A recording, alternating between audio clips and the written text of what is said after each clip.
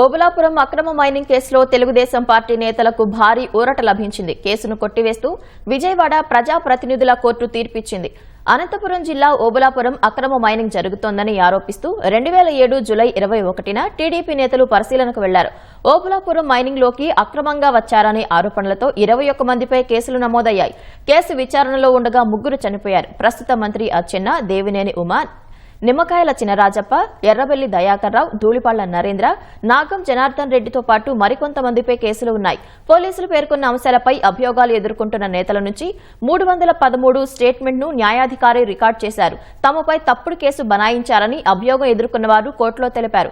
ఎఫ్ఐఆర్లో పొందుపరిచిన విధంగా తాము ఎక్కడా ఎలాంటి నేరానికి పాల్పడలేదని న్యాయాధికారి ప్రశ్నలకు వివరణ ఇచ్చారు. ఇరువురి వాదనలు పరిగణలోకి తీసుకున్న న్యాయస్థానం కేసును కొట్టేస్తూ తీర్పిచ్చింది.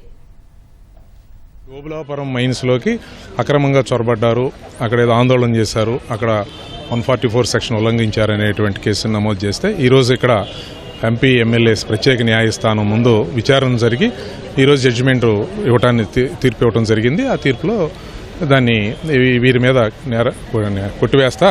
కేసును కొట్టివేస్తా రిలీజ్ చేయడం జరిగింది.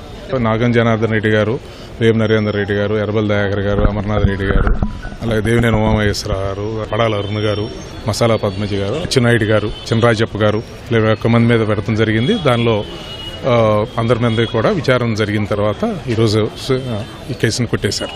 ఫిర్యాదుదారు కింద పోలీసు వారే అప్పుడు పెట్టారు. అప్పుడున్నటువంటి అక్కడ పనిచేసినటువంటి పోలీసు వారు కేసు పెట్టారు.